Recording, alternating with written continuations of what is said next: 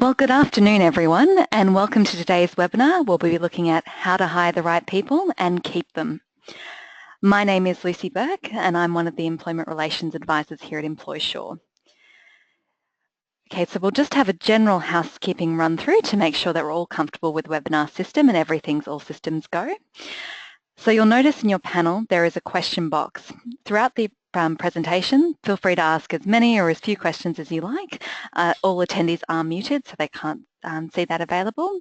When we come to the end of the session, we'll then have the Q&A and review those questions from that you've had from throughout the presentation. There is also a hand raise button. If you do have any issues with the system, please click there so that we can have a look at resolving that. If at any time you experience any sound issues, feel free to change from web to phone mode or vice versa. And then don't worry if you do miss out on anything, because after today's session you will be sent out a recording so that you can have a thorough review later. All right, now that we've taken care of that, let's get started. So today we'll be talking about getting the right people on the bus and hiring the right people and keeping them. So a favourite quote that we've got here that I know that means a lot to us as Employsure is that the ultimate throttle on growth for any great company is not markets, technology, competition or products. It is one thing above all others: getting the right people on the bus, the wrong people off the bus, and the right people in the right seats. So today we're here to arm you with the skills and confidence you need to successfully onboard new staff and how we at Employsure can help you. Now, by onboarding, I mean selecting the right people and ensuring they have a smooth transition into your business. So there are a lot of costs in getting that wrong. So today we're going to focus more so on what are the benefits. So if you have a look, if you do find the right person and transition into business, it's going to have a significant benefit on your culture. It's going to help drive performance. It's going to help reduce attrition and save you time, which all over comes down to reducing costs, which I know is definitely a big thing for everybody. It also is a way to have best practice and stand out from the crowd, to be a point of difference with your employees and make sure that they are successfully transitioned into your business and can be productive from the get-go. And whilst there's no legal requirements about how to have an onboarding process, it does mean if there are any legal things that do go awry, it does set up a defence system that you do have that best practice approach and that you can back that up. So now, very excitingly, we'll cover off what we're going to chat to today. So having a look, we'll be starting out with advertising the role and selecting candidates, interviewing techniques, making the offer, induction, and that all too important probation. We'll have a discussion about some best practice ones and have a think throughout the presentation how you might apply this to your business, because every business and industry is going to be different. So very excitingly, starting off, your hiring. So having a look at that, the first step in finding the perfect candidate is to identify the company's needs, what you need in a job, and how that's going to fit in overall with your culture and your business and what you're looking for in an ideal candidate. It's important from the get-go to have a think about what does this person look like, what can they do, are they going to be competent and experienced, is it a more junior level role, or is it an apprentice or a trainee? The easiest way to identify this for yourself is by setting up a job description. Now, some of you may already have job descriptions and some of them may have been already provided by Employsure. So important things, the reason that a job description is important for the business is that it sets out that clear expectations for yourself and the candidate. It also assists you in recruitment and promotion to know what you're looking for and how to clearly outline that role. It helps you remain structured and organised to know which responsibilities are going where. It can also assist, unfortunately, if there's an issue of performance management or conflict associated with a role. And it can also assist if you need to look at a return to work following absenteeism, such as personal leave or workers' compensation. It can also set up a defence for an unfair dismissal claim, as you've clearly identified and articulated what is required in a role. So have a think for a moment about some of the roles that you have in your business and the type of things that you might need for that role. And Employsure can definitely assist you with providing template best practice job descriptions, which you can then tailor to meet the needs of your business. So when we're thinking about what you need for a role, the first step is going to be identifying the competencies of the role. So what knowledge, skills and experience do you need for this role, and what does it mean for them to meet the requirements of these positions? It's also important to think about what are the behaviours that you need demonstrated effective in this role. Is it that you need a real go-getter? Is it that you need someone who's quite autonomous, or someone who's quite happy to work in that team? So that's really important to consider in setting that out in the job description as well. It's also important to highlight the areas of motivation required in this role to ensure job satisfaction. For instance, if it's a very sales-driven role, then there's going to be that more monetary drive. In thinking about your competencies, that's going to help you then set out your selection criteria and form your basis for the questions at the interview stage. So it's important to think about why are behaviours so important to that role and what a must-have or nice to have. So thinking about, does this person need to be very autonomous, or is it a role where they can be more collaborative and more reliant on their team members? So now that you've had a think about perhaps a job description or competency that you'd like to implement in your business, let's move on to the very exciting job advertisements. So with a job advertisement, they are important to have a fair and accurate description of that role. And it's important to consider about where you want to advertise that role. Where are you going to find the best pool of candidates for the position that you're looking for? Is it going to be through an ad through, say, a newspaper or on social media, or is it quite a senior role where you might need to look at advertising and going through a professional recruiter? You should also think about how to stand out from the crowd, so how to make sure that job advertisement reflects your business practices. So if you're quite a professional environment, you want to have that professional job advertisement.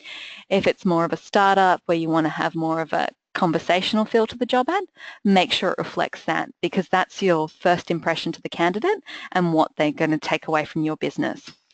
So it's important to include the nitty-gritties of the role, so the title, the employment status, location and travel requirements, as well as those things about how to apply the selection criteria and the closing date. You might also think if there's anything else that's pertinent to your business. If it's a sales-driven role, is it important to set the criteria for the KPIs or for what you're going to be offering for the salary band? There's no right or wrong with these circumstances, but the more detail you have, the more you're putting that pitch to the employee about what they can expect from joining your company, and the more you're going to get the right candidates. So then we can then have a look at, now that you've advertised and you've got hopefully a wonderful pool of applications, that's when we can look at starting to select those candidates. So in selecting the candidates, it's really important to compare the CV and application of the person against the job description that you've already prepared, because that should hopefully match up so that you find the right person for your business. In looking at a CV or an application, it's really important to view it with a critical eye, because what you decide now is going to have that longer term impact on your business. So it's really important to see, do they match up with what you need? Is there anything that stands out? Do they have a lot of career gaps and you need someone who's really dedicated? Important to think about those things. Have they embellished their qualifications? Those are definitely things to consider. Once you've had a look at those factors and seen someone who might be a right fit, it'd be important to have an initial telephone interview with them. Now that doesn't need to be long, it needs to be probably about 5 minutes, but it's something that can set out whether they're eligible for the job and whether they're going to be worth your time for an hour-long interview or 2-hour-long interview, or however that may be. It's saving you those time and costs in the long run. In having those telephone interviews, it can be worthwhile using an interview rating sheet so that you've got something to easily compare. Are they suitable for the role and are they suitable for your business? Hopefully then, once you've conducted those telephone interviews and you've run through those CVs, then you're going to find suitable candidates to have that face-to-face interview stage. So in preparing for that face-to-face interview stage, it's important to review the person's CV again to see if there's anything that you want to know further from that initial discussion. Important to review the job description so you're really clear about what's required in the role. And important to review your telephone interview notes to see if there's anything that cropped up that you want to know more about. In having a look at the job description, it's important to consider, what questions are you going to ask? What do you need to know if this person can fill the role? And consider using practical exercises to determine if they're suitable for the role. I know that in Employsure, with our advice role, that we provide them with a practical example of a common query that our clients might face, to not only test their technical knowledge, but also to see how they approach that and if they're going to be the right fit for the advice role. If you are interviewing with another interviewer, it's important to consider how you're going to approach the interview and that you've both agreed on what roles you're going to take in that interview. It's also very important to remember that you're not only interviewing the candidate is interviewing you and seeing if you're going to be the right fit for them. So how you present yourself in the interview should be how you want them to take away from your company and what their thoughts are going to be about your company moving forward. So hopefully now you've set up one of your interviews, and now let's have a look at how are you going to go through that interview and manage that stage. So in managing the interview, the interview can be broken down into 3 stages: the start of the interview, the managing the interview, and the closing the interview. At the beginning of the interview, it's really important to greet the candidate and introduce yourself. Might sound silly, but it is something that getting caught up in all the things that are going on, to remember to take that step back and take it back to that first. It's also important to explain to the candidate the purpose and the structure of the interview, so whether there's going to be any overview of the business, having a walkthrough of your business, if there's going to be any practical exercises, how long you anticipate to take, so that they've got that expectation set from the get-go. In managing the interview, it's really important to make sure that you keep the candidate on track, and when they are answering your questions, that you prompt for specific examples and that you take detailed notes to reflect back on. It's also important when closing the interview to see if the candidate has any questions about your business, and thinking about the questions that they do ask you, if that's a good reflection on them. It's also important to explain to them the next steps in the process, so whether there's going to be further interviews or whether the next stage is references or an offer, so that they have an understanding and clarity about when you're going to get back to them. If it is a role that is going to take a little bit of time to see who's going to be the best fit, let them know that, so that if you are interested in them, you do keep them interested in your company as well and have those expectations and timelines. Most importantly, thank the candidate for their time, because it's important to maintain that professionalism and have them take away that reflection of your company.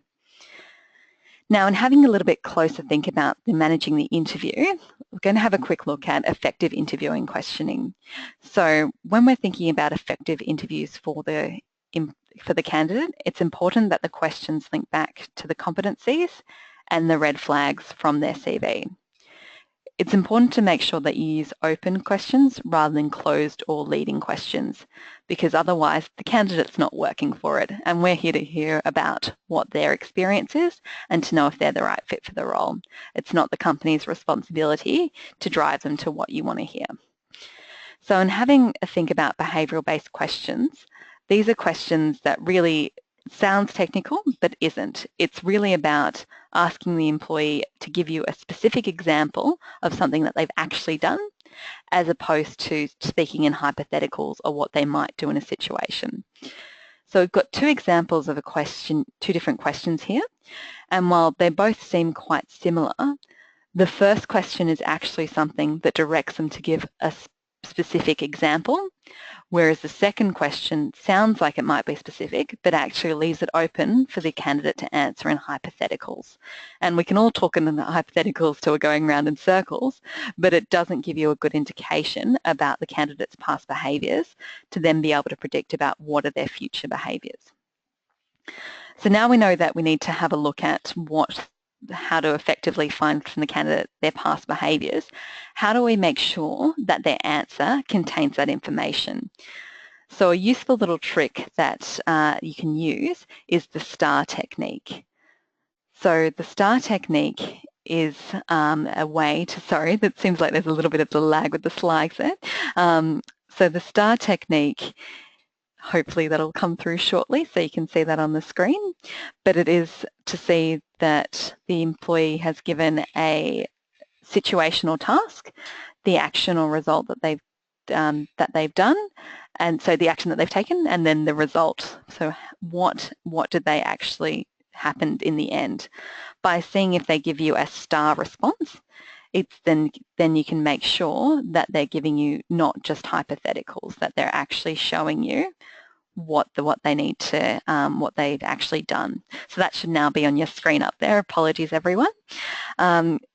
It may sound complicated, but it's really straightforward and a really easy checkpoint, particularly with some people who are quite eloquent, to make sure that they're not just trying to do smoke and mirrors, that they have actually given you a clear, concrete, cut answer. Now, that result, it can be positive or negative, but how they answer is definitely something to take into consideration about whether they're going to be the right fit for your business. And we'll send you through a further fact sheet as well to have a look at that, to dive a little bit deeper into it. This is just to give you the high level in the first instance to make sure that the person has actually answered the question. You might also like to have a think later about a behavioural-based question for a role that you might be hiring and what that answer should look like from a potential candidate to make sure that they've answered your questions. Okay, so now having a look at the next important thing, which is having a think about things that can be risks to the business. So what should you avoid asking? So all employees and prospective employees are entitled to protection against adverse action because of a prohibited ground. Now, when I say adverse action, it's a type of fair work claim that an employee can make to say that they're being treated differently because of a protected trait or prohibited ground. Now, these can be broader than you think, and it's an issue because they don't even need to be an employee of your company. They can just be an applicant for a role, and they can make this type of claim because they weren't hired for a role.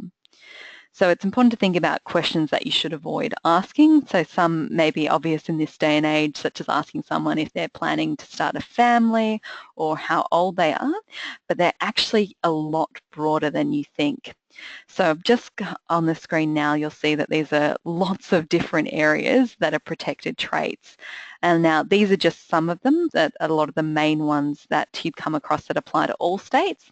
There are then more specific ones for other states, such as in Victoria, it's additionally physical features. So it's really important to make sure that to avoid asking questions about race, pregnancy, religion, political origin, to make sure that you're not then falling into the trap, even if it is meant as conversational, that the prospective employee could make a general protections claim. Now, if you're ever unsure about if you can ask a question, ring the advice line. That's exactly what we're here for, and to chat through the reasons that you want to ask that question, because there can be circumstances when you can look at positive discrimination. So positive discrimination is where it's an inherent requirement of the role that means that we need to not offer the person employment based on this protected ground. So positive discrimination might be in some business to have a quota for Indigenous hire or to have a quota for female employees, so that you may pick a female employee over a male candidate because you need to meet those equal opportunity quotas. Another example where it might be an inherent requirement of the role would be if the employee needs to serve alcohol.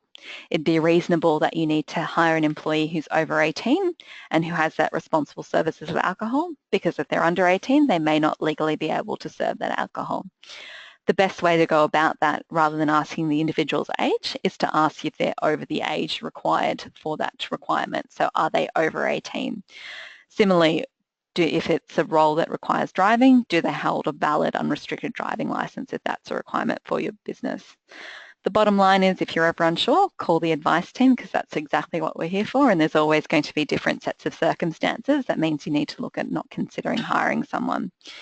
Now, of course, it's important to remember with these risks that at the end of the day, it's your business and you need to do what's best for your business. We just need to help you and assess what those risks are so we can mitigate and put a strategy in place.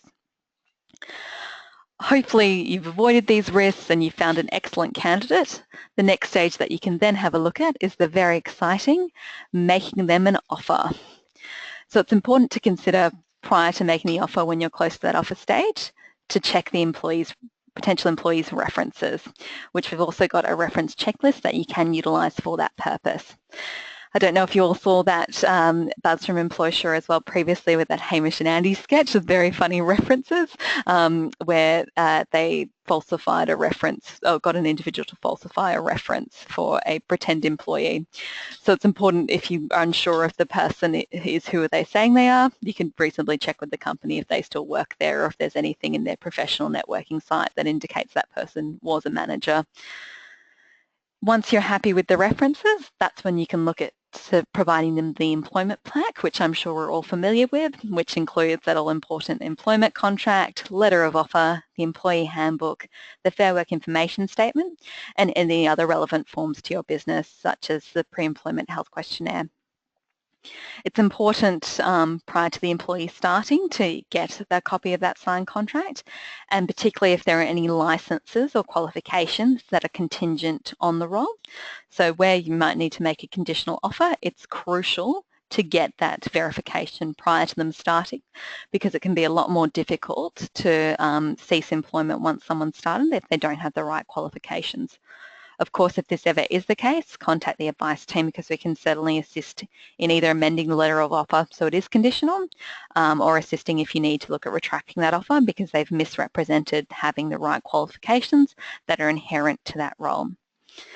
Okay, so hopefully you've found a fantastic employee and they're absolutely the right fit for your business. And that's when we can have a look at moving on to that all-important induction stage. So what should be covered off in an employee's induction? That's when we need to have a look at the purpose, the process, and the practicalities. So we'll talk through those shortly, but just an interesting statistic for you. The first 90 days has been determined to set out the groundwork for long-term success. So when we're having a think about what purpose is to set out set the employee with clear expectations from the beginning about your organisation, about what your expectations are for performance, what your expectations are for culture, what your expectations are for conduct, and the values of your organisation.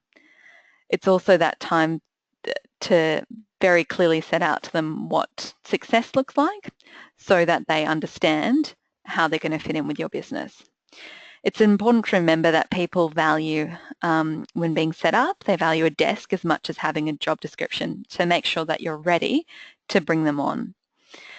It's also important to make sure that you've got clear what your induction process is with the employee is, and that's going to vary depending on your organisation, your role, and your size of the business. It's important to remember that as if you are the main manager in the business, that doesn't necessarily have to be you who takes all this on. You can reasonably delegate to your employees to assist with the induction process, to assist with helping the employees understand how they're going to adjust to your business, to talk them through the handbook, to show them how to go about your systems, where the bathrooms are, where the kitchens are, all those practicalities. You can utilise your employees in your organisation. We can also provide to you an induction form that sets out the main practicalities to make sure that you've ticked off with the employee, so you can make sure that you're on track with their induction and that they're on track to being a successful member of your business. It's important to think about the induction, how that applies to your business and how that's going to work best. I know from an Employsure perspective that for our first day of induction, all employees sit through a presentation from different stakeholders in business, including our Managing Director, Ed, and just hear about the business, the journey of Employsure and where we're going to here. And it's only then from the next day that they begin a shadowing process with a buddy who takes them through their first few months as a support network that's not a manager, as well as then being supported by seeing then different areas of the business and sitting with different people in the business to understand what their roles are and to think that big picture, not just in that small silo of their place in the organisation. Okay, so hopefully they're very successful in your business and they've been successfully inducted and they are happy to be a part of the organisation. However, sometimes, unfortunately, it does happen that they're not the best fit for the business. So if we're thinking about that, it's important to consider the probationary period. So with the probationary period, what that really relates to is it's an HR tool about whether someone has access to make an unfair dismissal claim yet. Now that's going to be different depending on your state and depending on the size of your organisation. So for most organisations that will be 6 months. For some smaller businesses that may be 12 months, and for some businesses under the WA state system it might be that they have unfair dismissal rights from the get-go. So during the probationary period it's very important to have set out catch-ups with your employee to go through how they're going in the organisation, what are their successes and what are their drawbacks, so that they have a clear understanding about where they're at, so that if you do need to look at concluding their employment during the probationary period, that they do have a clear expectation about where they sit, and that it makes that conversation, whilst never pleasant, easier for the individual to digest. So during the probationary period, if your gut feeling says no about this individual, listen to it, because you're saving yourself in the long run those additional costs and performance management and disciplinary process if they are the wrong fit and you do continue them past the probationary period. Whilst they don't have, generally speaking, the probationary period, they don't have unfair dismissal rights, they still do have those adverse action rights. So that's why it's really important to set out that clear job description with them, to set out key performance indicators so that they know what success looks like in that role, and use the probationary period to understand if they're fitting in. It can be useful to also gain feedback from stakeholders, so how other employees feel they're fitting in, just in case they're misrepresenting themselves to you. So to really understand how they're sitting in the wider fit, both in relation to you, but in relation to your business.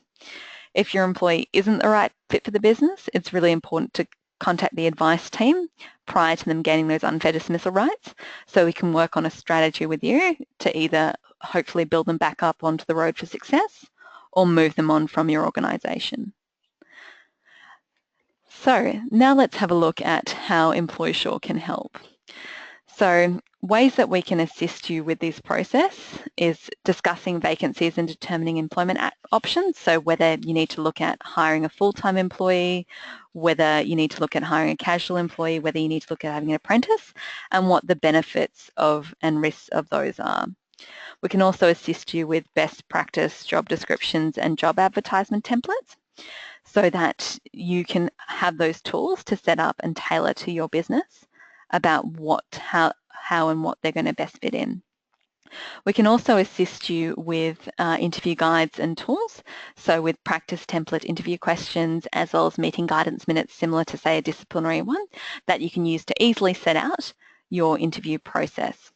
Can also, of course, assist you with that all too important employment pack, so that you're set up for success from the paperwork side of things, and that the employee has all the tools they need to come on board. And of course, we're always here to assist you with any risks or concerns. And if you do ever have any, please give us a call, because we're more than happy to chat through that and have those conversations, so that we're saving you in the long run. Because at the end of the day, the induction process is costly and moving someone on is costly. So we need to make sure that we're best protecting the business and that we're best helping your viability. Okay, certainly. So now I'll just see if there's any questions that have come up, and I'll see if anyone does have any questions. Please feel free to pop them on now so that we can have a discussion about that. We will stay on the line for a few minutes just while you have a think if there are any questions that you'd like to ask. So I can see the first question is, will you be able to get a recording of this webinar? Certainly, so we will be sending that through, as well as with some helpful fact sheets and tools that you can use initially. And of course, contact the advice line if there's anything that you've heard about today that you'd like to find out more and how we can assist you.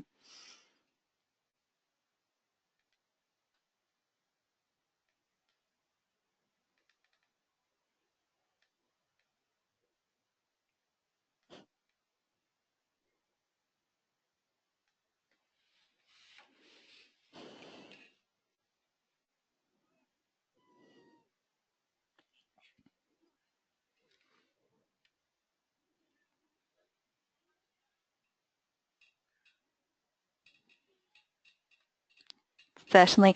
So I've just seen another question come in relation to, will a copy of the PowerPoint be available? Yes, that will be provided in PDF format along with the recording. Okay, so I've seen another question come up in relation to what is the basis of discussion for the initial 5-minute telephone interview when you're looking at the recruitment stage. So that would be the stage where you're having CVs and trying to select through who you're going to hire. So the purpose and structure of the 5-minute telephone interview would be to see if you want to meet with this person face-to-face, so to save yourself the time of arranging an hour-long interview. So the basis of discussion would be to contact the person, see if they're still interested in the role, see if they're eligible for the role, so if they've got working rights, and if you could also reasonably inquire about what their notice period is, what their availability for the interview is, and you could ask them an initial interview question if you wish to do so. You can gain a lot of impression from a person, how they might answer the phone and how their approach is over the phone, whether you want to meet with them face-to-face. And it's going to be particularly pertinent for roles such as, say, if they're a receptionist.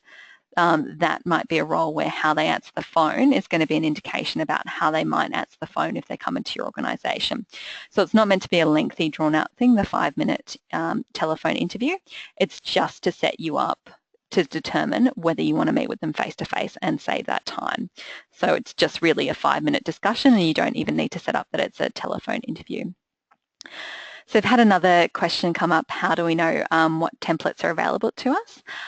So there are a myriad of templates and things and tools and guides that we can assist with, as with any other issues. So the main templates and tools and guidelines that we'd have available would be in relation to a job interviewing fact sheet, job interviewing tools and guidelines, template job advertisements and job descriptions depending on your role that you can then tailor to your business. We also have templates available for simpler, really easy to send out, inviting someone to an interview, confirming that in email, or letting someone know that they haven't been successful. Can also assist you with job offers, the letter of offer, probationary guidance and tools as well. Okay, so I see that you've asked, another question has been, how do you check on references if the prospective employee does not want to give them, as they do not want their current employer to know? If they've only had the one role, that might be a circumstance where you might ask them if they've got any previous educational providers who might be able to comment on their professionalism, or if they've got any personal references that can be provided. That is definitely a difficult circumstances where they may have only had that one employer. If they have had any prior employers, even if that experience might not be relevant, such as might not be so relevant, such as if you've got an administration role where they've been working in admin, but prior to that they've worked in a cafe, it might be worth getting their reference from, say, even if it was that high school cafe job, because if someone's willing to confirm that that person worked there or speak about their good qualities, that's going to speak volumes about the individual to begin with. Because if you're not willing to give, say, a casual cafe worker a reference, that would speak volumes about how they behaved in that organisation. So I see another queries in relation to a fan of checklists and wondering what checklists Employsure has for taking on new employees and how we can get them provided. So can certainly look at providing them to you through the advice team, so the advice team can assist with that. The main checklist that we have available is in relation to the induction checklist, so making sure that you've got that employee onboarded into your business. So I understand a question we've got that someone's business coach recommends a group interview process of about 6 to 10 people, so that does take a lot of time but saves a lot of time. It also tests the dynamics between people as there is that group that they have to contend with, and that 3 hours is harder to put up a fake image as opposed to 1 to 2 hours personal interview. That's definitely something that's valuable. We've heard from clients before that depending on the role, a group interview can be very telling for how someone is going to behave, because you're not only testing their answers to questions, but their reactions to other people's. And I know in a previous seminar that someone did flag that they found that very useful for when they were hiring a lot of people, or for when it was a very collaborative role and a very easy way to test a lot of people. So definitely depending on the role, group interviews can be very useful to determine if someone is going to be the right fit for the business. Certainly. So I understand a query is in relation to, is it compulsory to notify potential employees if they're unsuccessful, or do you have to contact all applicants if they're not successful? It's not. There's no right or wrong answer in terms of whether you need to contact them. It can be useful to do so as it reflects on the professionalism of your business and how other people may speak about your business, as well as if they are someone who you potentially want to look at hiring in the future. That doesn't necessarily have to be a personalised phone call, and we do have a template email for that that you can notify candidates that unfortunately a lot of strong applications and they haven't been successful. It's also one where it can be useful depending on if you think someone might be an adverse action risk, how we might communicate that message back to them.